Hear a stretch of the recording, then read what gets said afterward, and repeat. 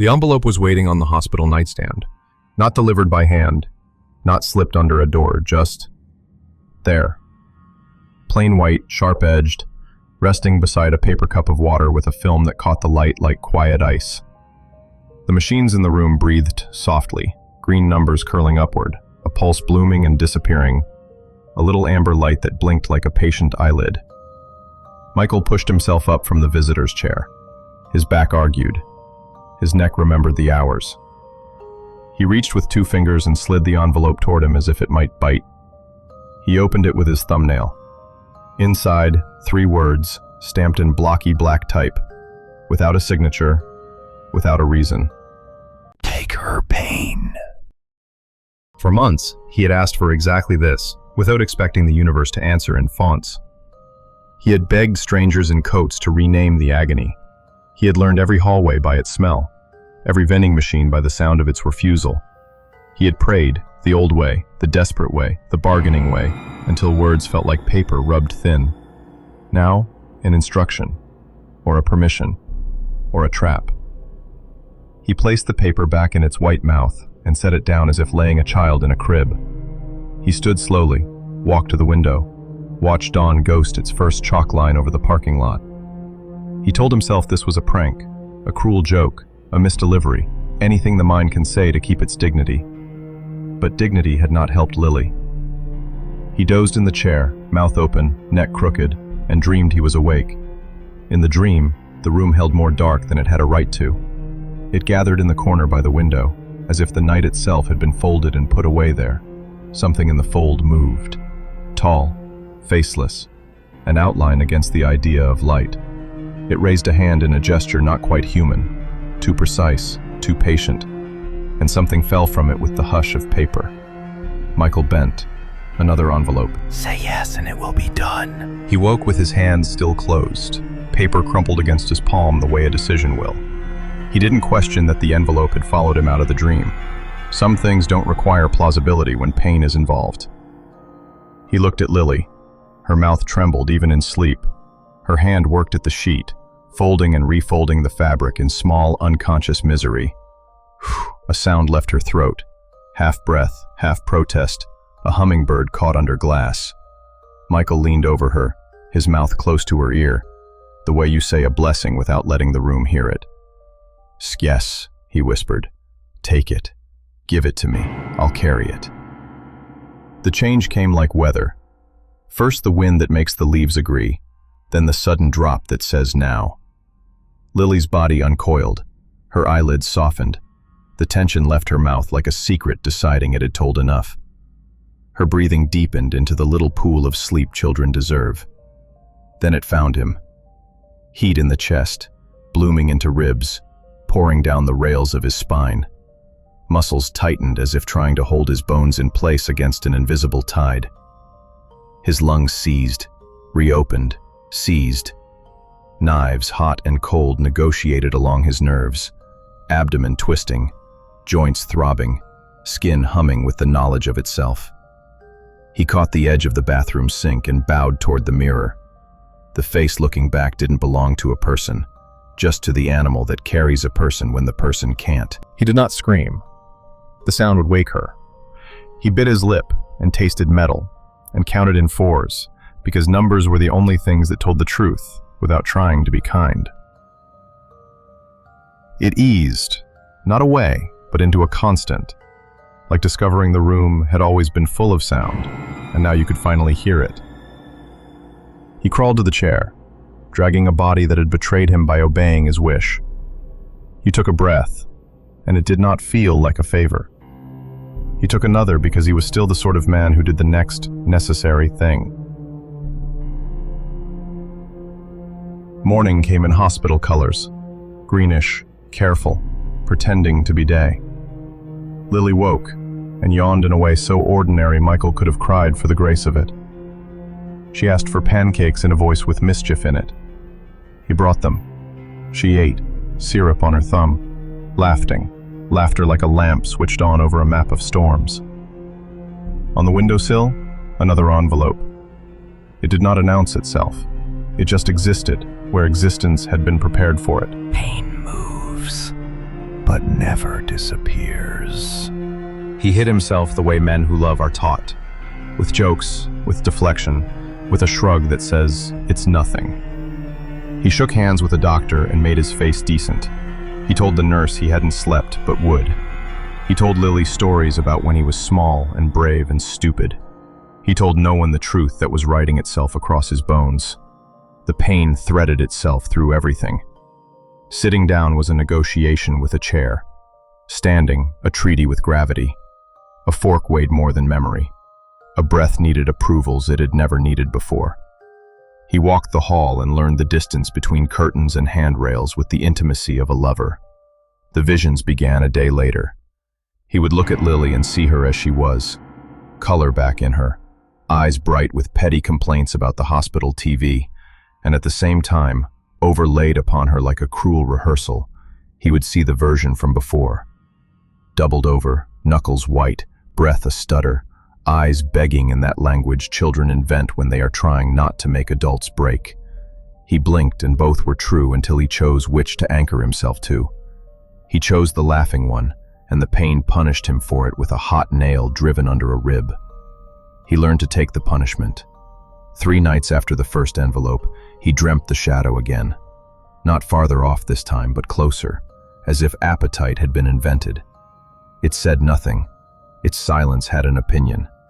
When he woke, an envelope lay on Lily's untouched dinner tray, polite as an apology. Pass it on, or carry it forever. He read it standing up because he did not trust his legs to relearn rising. He read it again, and the second reading did nothing to disarm it.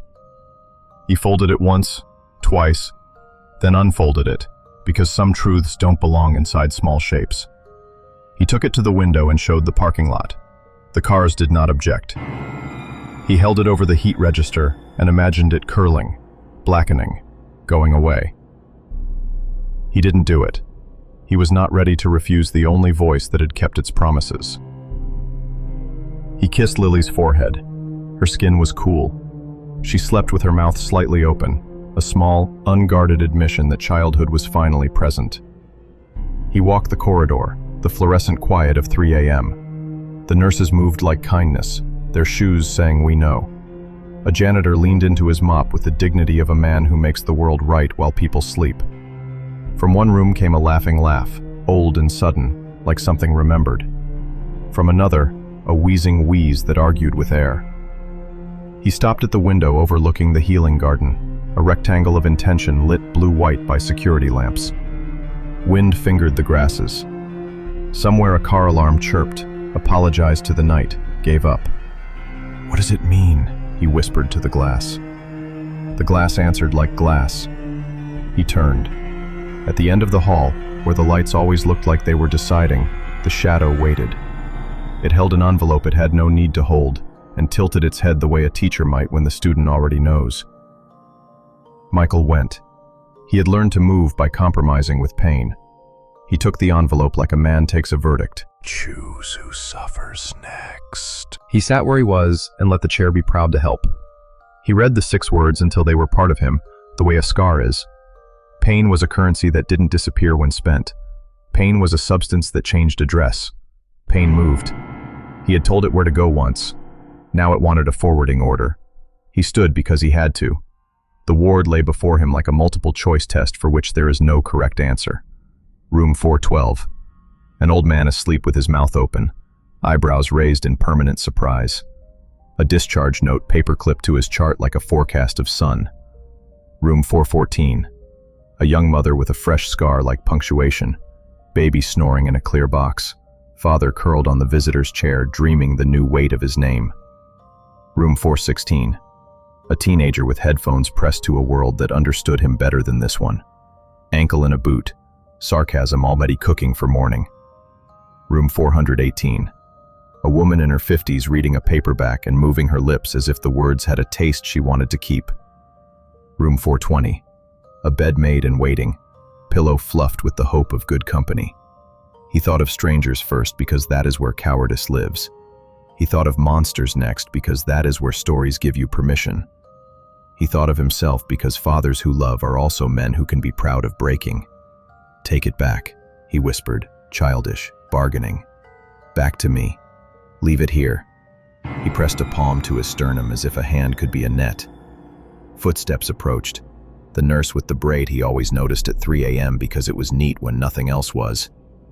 "You okay?" she asked, voice soft as if speaking to a spooked animal.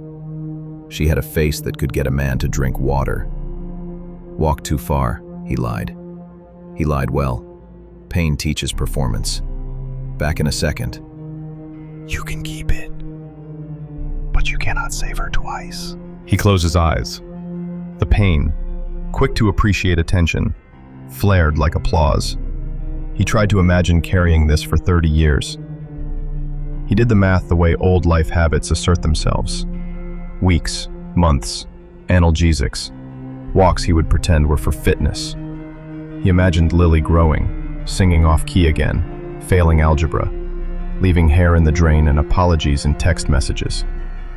He imagined walking her down an aisle and afterward going to the men's room to hold onto the sink and breathe in fours while the mirror took its notes.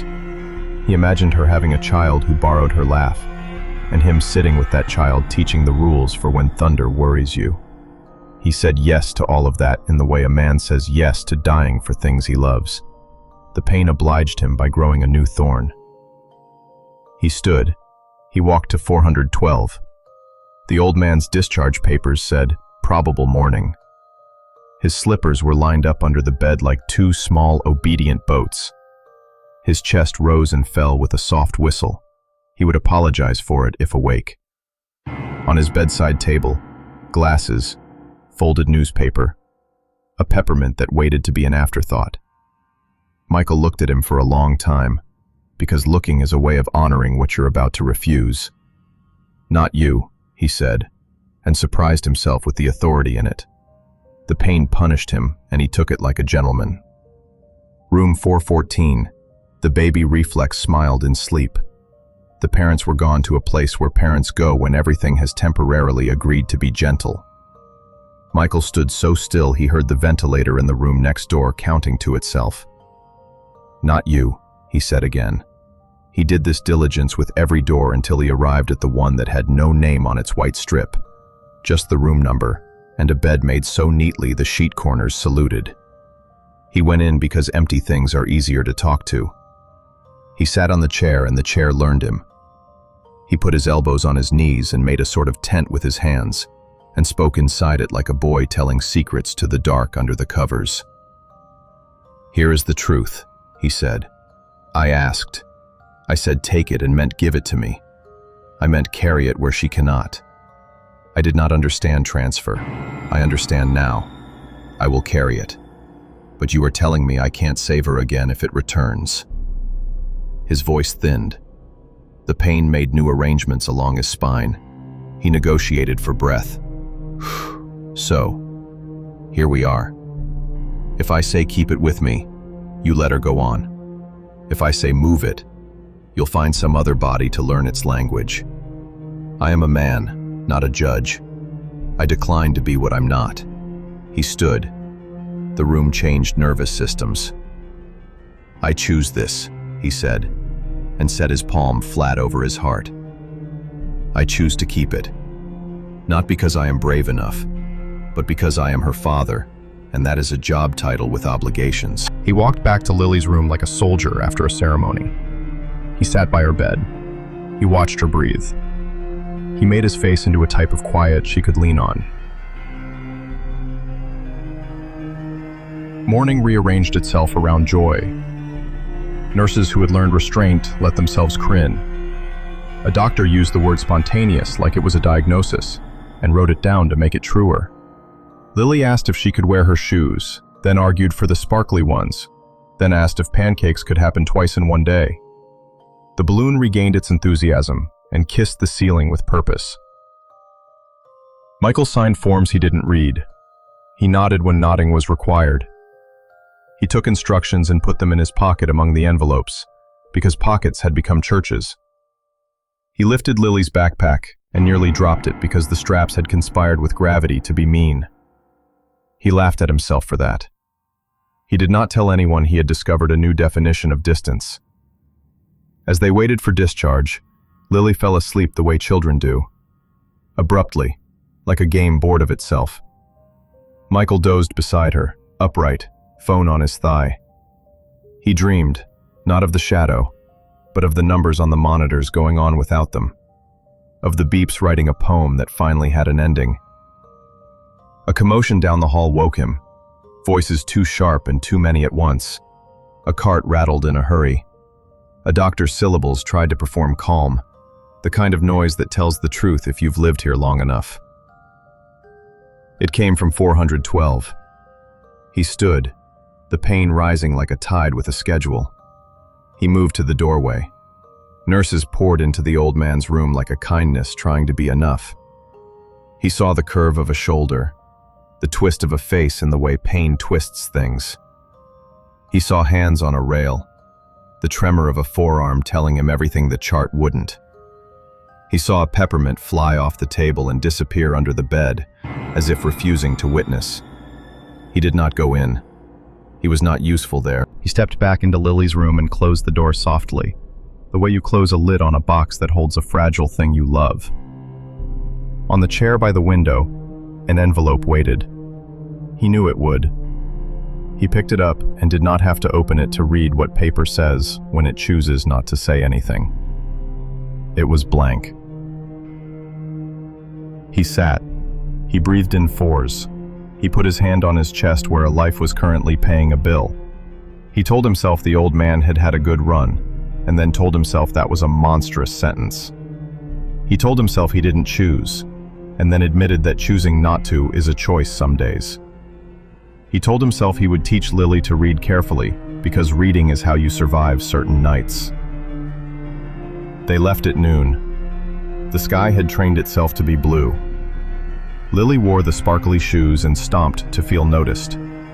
She held his hand and tugged and let go and came back and let go, the way children practice toward leaving you in increments you can bear. In the car, she asked for a song. He sang badly because there are people you sing badly for and they call it perfect. She fell asleep mid-chorus, head thrown back, mouth open, the miracle of ordinary. At a red light, Michael put his forehead on the steering wheel. He breathed until air remembered it worked both ways. He kept his eyes open because closed eyes invited the kind of inventory you can't afford at intersections. Home had remembered them. Dust motes rehearsed in the light like disciplined dancers. He carried Lily inside and the pain cracked its knuckles, but permitted it. He lay her on the couch and tucked a blanket around her with the ceremonial precision of a man proving to himself he still knows how to do something right.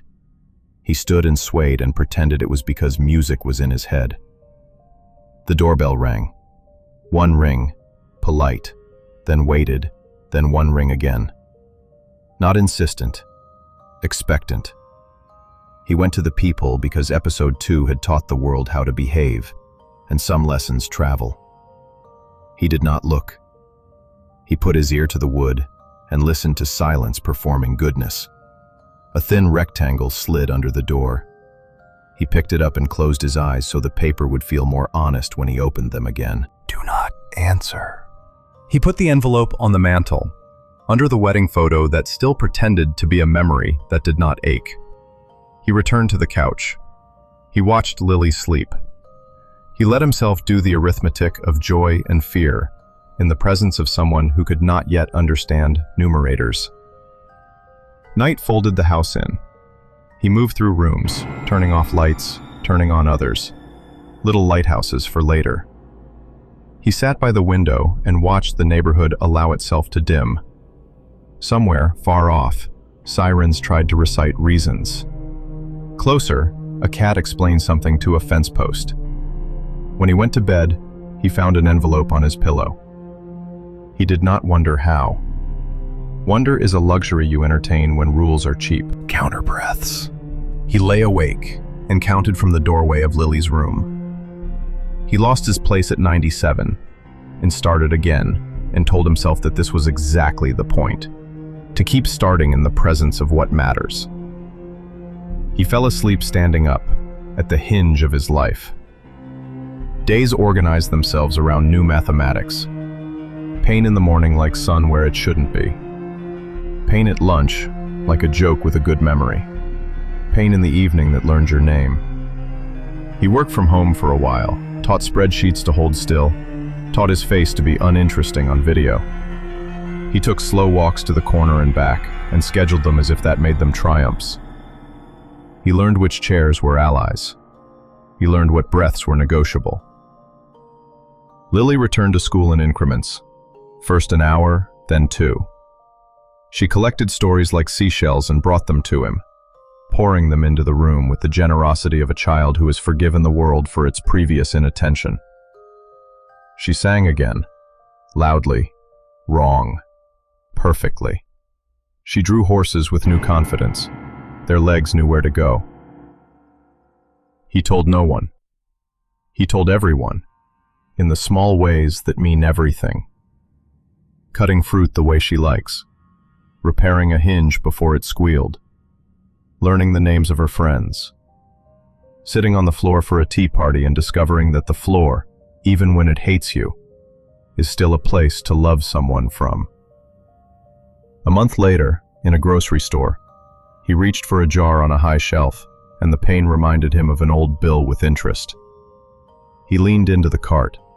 A man beside him said, "You okay?" in the way men ask when they are offering an exit. Michael nodded and said, "Just a pull." And the man said, "Happens to me when the weather lies." And then they both agreed that weather lied a lot, and were friends for the duration of the aisle. That night, the shadow stood at the far corner of the living room, polite as a tall absence can be. It did not threaten, it witnessed. On the coffee table, an envelope, square with the world about it. He opened it because to not open would be to leave a question awake in the house. When you can, help someone else read. He put the paper in his wallet. He didn't know how to fulfill it yet, but some instructions are like seeds. You keep them warm, and they find their own time. 2 weeks later, in the pediatric wing for a routine follow-up, they passed a father at the end of a hall, standing too straight, eyes on the floor as if the floor might read him something useful. A nurse guided him gently back into a chair. He stood again out of reflex. His daughter's door was closed. Behind it, small sounds. Every sound a foreign country. Michael felt the air change. A recognition, not mystical, just human. Pain knows its own. He hesitated. He looked at Lily. She looked back, and, in her child language, which is more efficient than ours, said go, without moving her mouth. He went to the father. He did not say, "I know." He said, "Do you want water?" Because water is a confession disguised as a kindness. The father nodded, then shook his head, because thirst and refusal sometimes share a pocket. "Someone left me a sentence once," Michael said, "when I didn't think sentences could do anything." He took out his wallet, slid free a folded page ragged from being carried. He didn't hand it over. He read it instead, voice low, like a man telling a fire how to behave. When someone knocks, do not answer. When someone uses your voice, do not argue. When a hallway repeats, turn toward light. When you can, help someone else read. The father blinked, then laughed once, messy. "What does that mean?" "It means some nights are letters," Michael said. "And if you read them right, morning arrives." The father nodded like a man trying on a coat to see if it was his size. After a while, he said, "Thank you," in the new voice people get when a thing not visible has changed position inside them. Michael walked back to Lily, each step its own small signed treaty. He took her hand. They left together, counting cracks in the linoleum, because counting small things builds muscle for the large. On the way out, he passed room 412. The bed was made neatly again. A peppermint sat on the table, unwrapped, shining, as if the world had decided to be kind to this small thing, at least. He took it, then put it back, then left it alone. Because even sweets deserve their mysteries. That night, at home, The doorbell rang once, at an hour that likes to pretend it was invited. Lily lifted her head from homework and said, "Dad?" He shook his head and smiled, and mouthed, "Not polite." And she laughed because inside jokes are inheritance. An envelope slid under the door. He let it sit there, then picked it up after the house had agreed to his terms. "Old friend," he said, and filed it with the others. He sat by the window. Across the street, a new family was moving in. A girl with a backpack shaped like a bee hopped from one foot to the other, narrating her own running. A woman carried a lamp the way you carry light even when it is off. A man pretended the couch was lighter than it was, and the couch enjoyed his pretend. Michael pressed his palm to his chest, a manual acknowledgement. The pain answered in its many dialects. He nodded to it like a neighbor he did not like but would always greet. He turned and watched Lily draw. Her horse had learned to run. He said, "How's the pain today?" And she rolled her eyes and said, "Dad, 0, duh." And he said, "Just doing the form." And she squinted at him with mercy and returned to making the world inside her hands. He looked toward the corner where the shadow liked to stand, and finding only a corner, understood that this too was a kindness. In another room, in another house, in another city where the map cannot be bothered, a man sat by a bed and held the hand of a woman whose breath had begun to explain itself in shorter sentences. On the nightstand, an envelope, plain and unassuming. He opened it with the tenderness of someone who has already been stripped of everything that honors ceremony. Take her pain. He closed his eyes. Somewhere far away, a child laughed at a wrong note sung right. Somewhere near, a peppermint shone for no one. The man whispered yes into a room that would keep his secret, even after it became its own. And in a hallway only some people are invited to see, a tall, careful absence paused, inclined its head, not for permission, not for approval, but for the simple acknowledgement that reading is an act of love, and kept watch. The story doesn't end here. More envelopes are waiting, and you'll want to read them with us. Subscribe now and join the party before the next knock comes.